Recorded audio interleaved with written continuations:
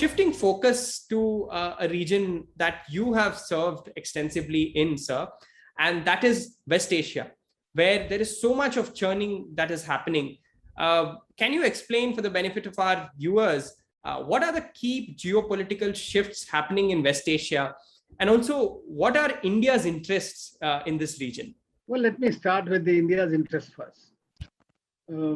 It is our extended neighborhood. We have taken some time to define our policy, and now we call it Link West, Act West, or whatever it is.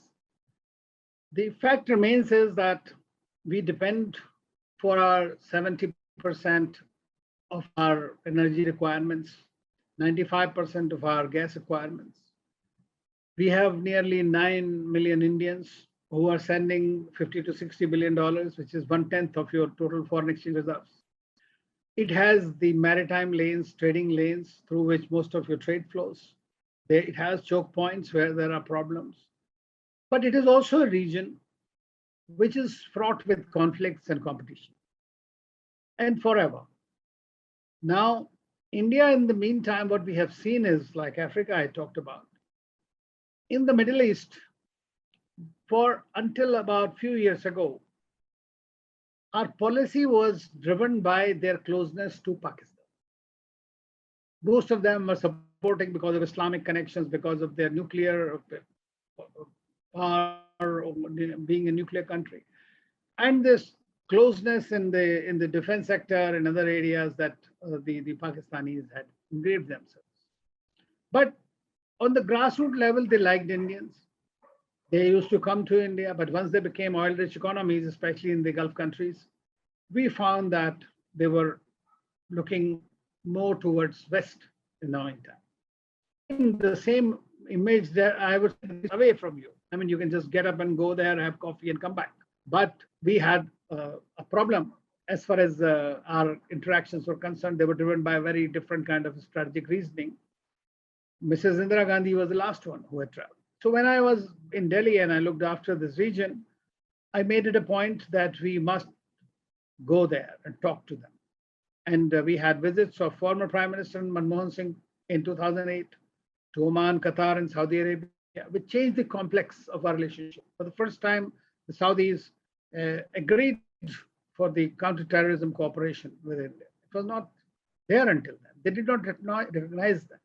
Then this government came to power. And I must say, when Prime Minister Modi had come, there was a lot of hesitation in the West Asian countries that India, because of his personal relationship with Netanyahu, would possibly be more inclined towards Israel at the expense of the Arabs and at the expense of the Palestinian cause which is central to any peace between Israel and Arab world or the whole world. I mean, basically, that's how they look at it. Fortunately, Prime Minister Modi was the one who broke the ice. He was the one who went to UAE 3 times. He's been Saudi, all the countries in the region. Relationship has moved from merely transactional to strategic now, because your cooperation in defense and security in space, it has manifested in different dimensions. Terrorism used to be one of the taboos in our relationship. It is no longer so. We collaborate very extensively, whether intelligence collaboration or exchange or return of the fugitives. They have been the fastest to come by. We could not get the guy from Dominica till date, but it was so much easier to get people from UAE or Saudi Arabia in the recent times. Thirdly, they have realized India's potential and Pakistan's duplicity and terror connect. So that has changed the nature of our relationship with them.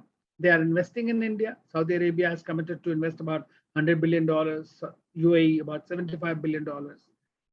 Now we are collaborating in new areas, whether it is artificial intelligence, whether in space or technology. So the relationship has moved, in my view, into a much higher orbit than it was before with nearly all countries in the region, because we are now being more proactive, right? So that's happened. But the region has been going through a churn itself. You know, you have the Saudi-Iranian rivalry, which was also not only for geopolitical influence, but also the religious rivalry. You have Iran and Israel rivalry, which has been virtually,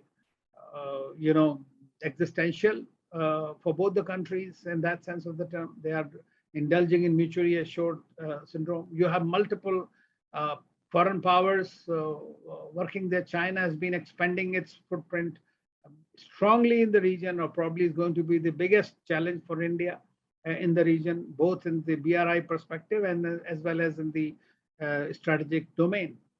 It is also close to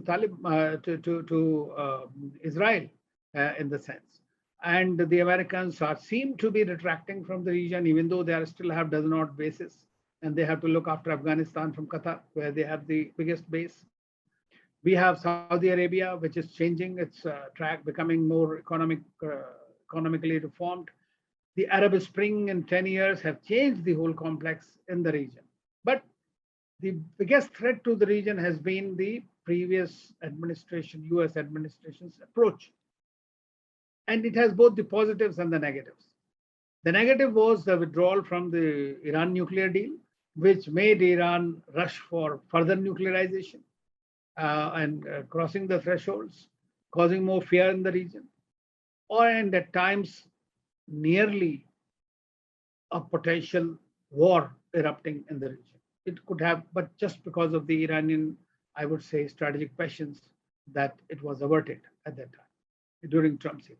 But Trump did a good thing. That good thing was that he tried to break the ice between the Arabs and the Israelis. Because, see, for the US foreign policy, security of Israel is paramount in the region. So it wanted to create, as it is itself distracted from the region and wanting to focus more on Indo-Pacific and its growing Chinese threat, it does not want to get embroiled in these smaller wars or problems that are happening in the region or the competition. So the Abraham Accords happened. That was one of his biggest contributions, or a foreign policy success, I would say, of Trump era, when with the UAE and Israel and Bahrain and Sudan and Morocco, it was able to normalize the relations. Under the table, nearly all countries have their relations with Israel. It's not the something. So Arab countries. But then the Palestinian cause has been sidelined in the process, because most of the Arab countries, you will see, have really tired out of it now for that many years. So everybody thinks that they have to look at the security, they have to look at technology, they have to look at the new markets, access to close to America, if they have good relations with Israel. And so that's where this whole thing is happening. But what I am seeing an emergence of a very new thing, and that is the emergence of Turkey on the domain. Now, Turkey, which is also a NATO member and has been close to the West, as well as to Russia, has been flexing its muscles under the current president. It wants to become the leader of the Islamic world in one way or the other, and wants to revive the Ottomanic dream. So it has become, its foreign policy has become far more interventionist.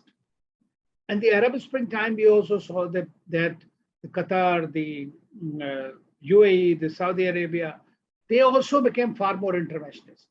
Today, Qatar is fighting the war in Yemen. They are having problems with Iran, the Houthis, Syria, everywhere else. So they are having internal competitions in the region.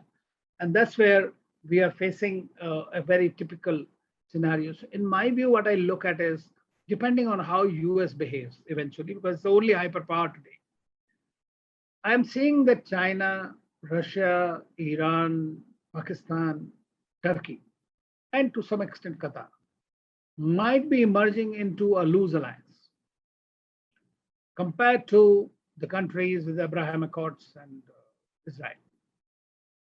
So we have to see how it eventually works out.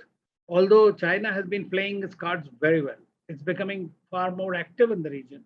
Whether it is a Palestinian issue, it tried to host the meeting between Israel and Palestine, or it is between Saudi Arabia and Iran, or bringing Iran to the table for JCPOA. So it has been playing a very good game there.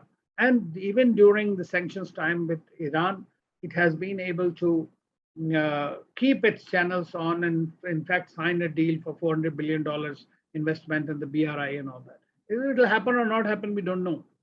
But at the same time, the right noises have been made. So I think that the region is in a flux at the moment. But for India, it is the best time. But they expect India to take a bigger role, play a bigger role, Bigger role means not only in the bilateral context, in the context of the regional domain. So I don't know. I mean, it will depend on the government how proactive it wants to become, especially when these conflicts are concerned in the region. How do you play it out? So far, we have played rather well, I would say, without getting involved into their bilateral conflicts. But at the same time, this kind of a policy, hedging your bets all the time, may not last that long. Please remember to subscribe to us and switch on the notifications for this channel. For our other social media links, more content, and to support our work, please visit citti.net. Dhanyavad. Namaskar.